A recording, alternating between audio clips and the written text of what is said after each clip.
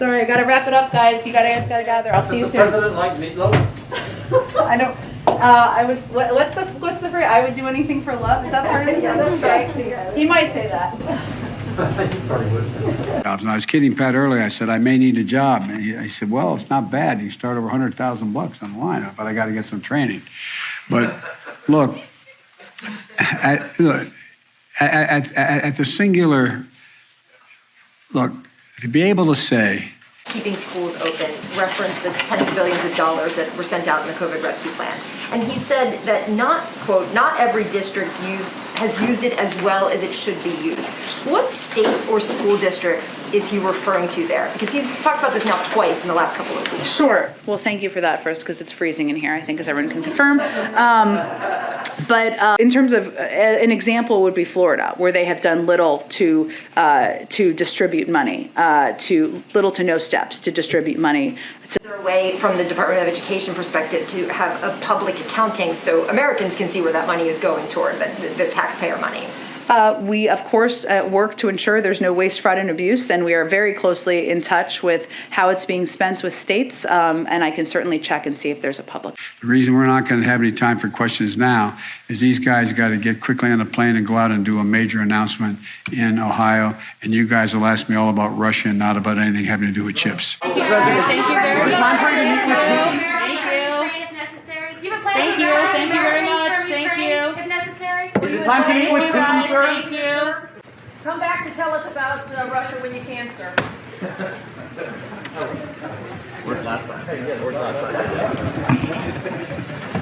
My overwhelming regret is I haven't had you at the White House because of COVID. So many of you did so much. I used to get asked, well, you promised. No, I proposed. I know how things have changed. If you say something in a campaign, it's a promise to get it done. 17 Nobel laureates in economics wrote a letter to me recently affirming that this bill would reduce inflationary pressures on the economy. Not increase, reduce it. And by the way, it's entirely paid for. Every single penny. And not a single person making less than $400,000 a year will pay a single additional penny in federal taxes. Not a single penny. Is the president aware that he was caught on a hot mic yesterday, and why does he appear to be dismissing the idea of proactive deterrence? Well, the president certainly does not dismiss that idea, considering he has taken a lot of steps, including supporting and approving the several sanctions that were put out by the Treasury Department just a couple of days ago. Are you waiting on Putin to make the first move, sir? You had an event with Intel today. Is the White House concerned about Intel's presence in China?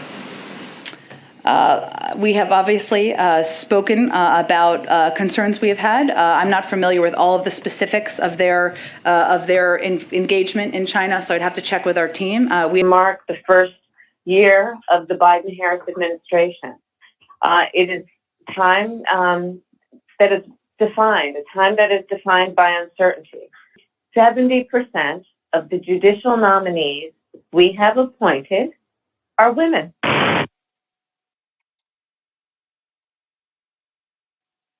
Once again, we're just working out some technical issues on the back end, and I think we'll be right back with our vice president. Let me turn things to a leader who is no stranger to making history. No matter what office she has held, she's always been focused on what she can accomplish for the people.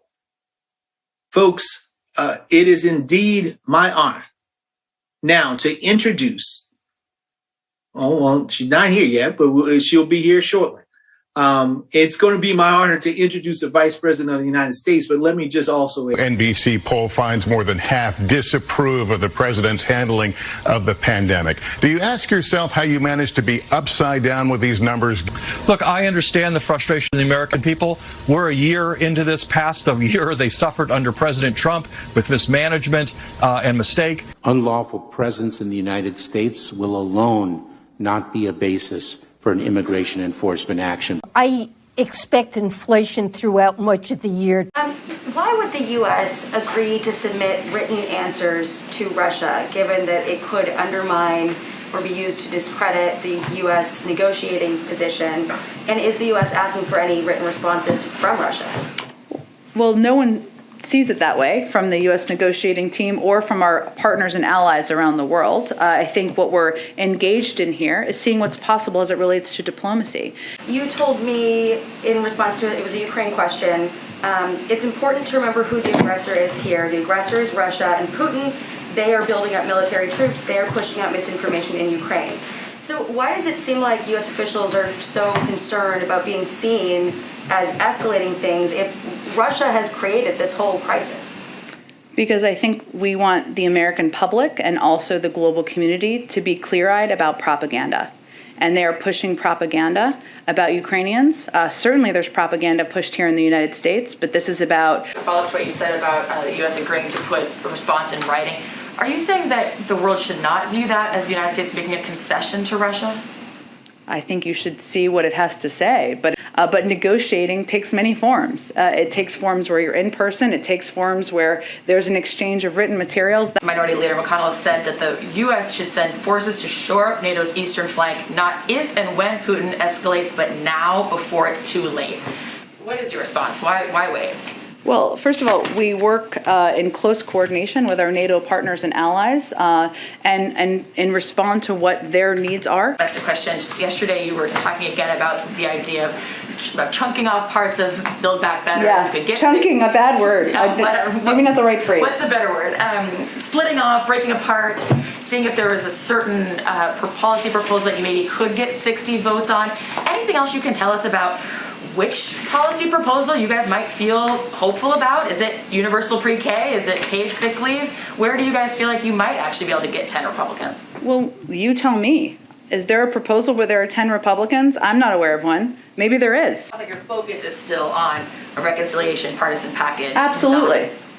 It's not that it's not, but you tell me, or I know you've covered the Hill before, but are there 10 Republicans who are supporting?